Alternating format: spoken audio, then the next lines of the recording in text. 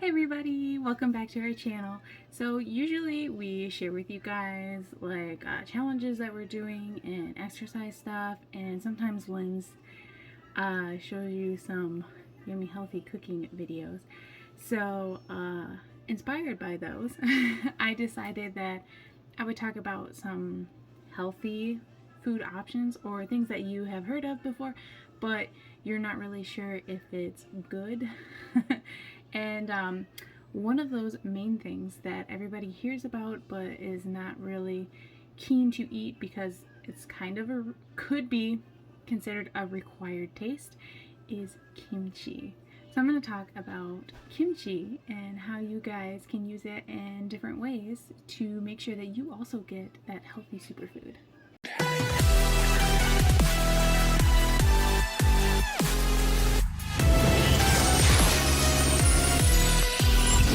So if you've never heard of kimchi, kimchi is fermented cabbage. It's a Korean fermented cabbage, and it can be a bit spicy. There are different varieties of kimchi, but the most common one is the red kimchi, like I have in this bowl right here. You can find it actually at most grocery stores here in the US. Surprisingly, when I lived over in Korea for a few years, it is considered a staple food. You eat it with every single meal, whether that be breakfast, lunch, or dinner. You always have a side of kimchi and rice with you. So that being said, you don't just eat kimchi by itself. You need it to go with something else because it's considered a side dish. You can use that in order to make main dishes though. So you don't just have to eat kimchi by itself. I wouldn't recommend eating kimchi by itself actually, because it can be a bit strong. Usually what I would eat for breakfast is I would have like a small bowl of rice, couple fried eggs, kimchi, and some kim, which is dry seaweed. And that would be breakfast. Very simple.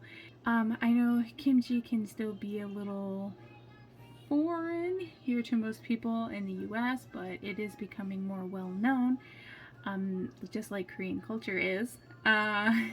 So you can find kimchi at probably one of your local grocery stores.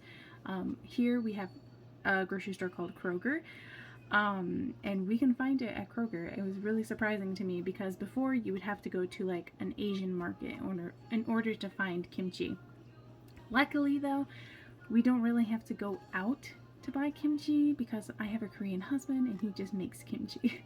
So I got lucky there, and fresh kimchi is the best tasting kimchi. When he makes it fresh, I have to just have like an entire bowl of it because it tastes so good. The fermented part comes where kimchi is like, fermenting. So it's being soaking up all of those seasonings and things for like quite a few days. So the longer you let it sit, the more fermented taste it's going to be. So for your first time trying kimchi, you should try fresh kimchi if you can find it, or if you know someone who knows how to make it. Or even you could try and make it yourself. I'll leave a couple links below, because I'll leave a link on what it looks like if you've never seen it before. And I'll leave you a link on how to prepare it yourself.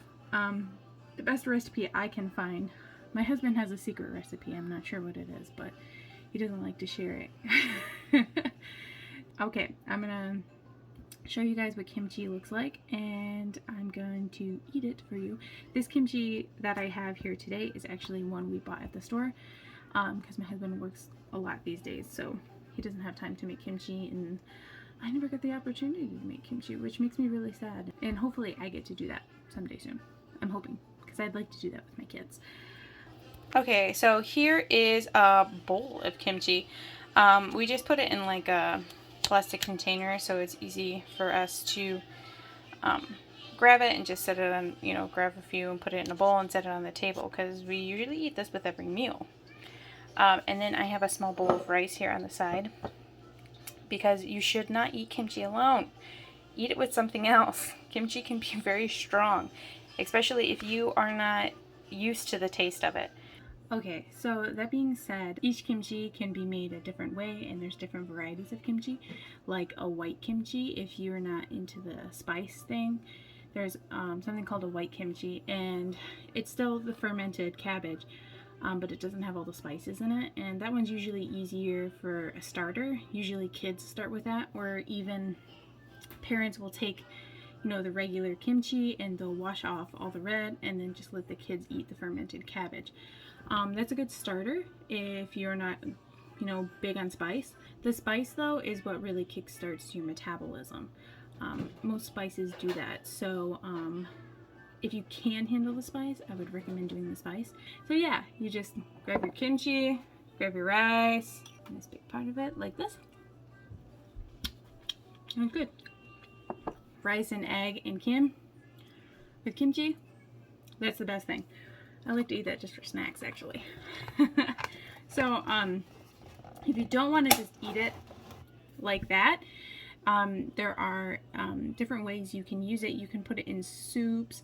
You can even fry it up on the stove. So if you take a little bit of kimchi and you fry it up on the stove, you can you know, cut up some kind of meat that you like a sausage or ham, and throw that in there with the kimchi. Add some like onions and garlic and a little bit of sesame oil. Add some veggies to it too, you know, like those frozen, like a frozen pack of veggies, and then you throw that all on this stove and like fry it up together, and then add a little bit of rice and then mix it all together, and then you have kimchi bokkeumbap, which is like fried kimchi and rice. It's essentially what it translates to. So that is really good too, and very healthy. If you're not big on rice, try quinoa. A lot of people do the keto diet, and I know quinoa is a little bit healthier for you instead of rice, because rice can contain a lot of carbs. So yeah, I just wanted to share with you guys some benefits and some ideas on how you can incorporate kimchi into your diet, because it is very, very healthy. Thank you guys so much for watching, if you're still watching this. If you have any questions, or if you'd like any more recommendations on how you could use kimchi, just leave me a comment below. And if you haven't, make sure you hit that subscribe button and watch us each weekend. So thank you guys. Have a nice weekend.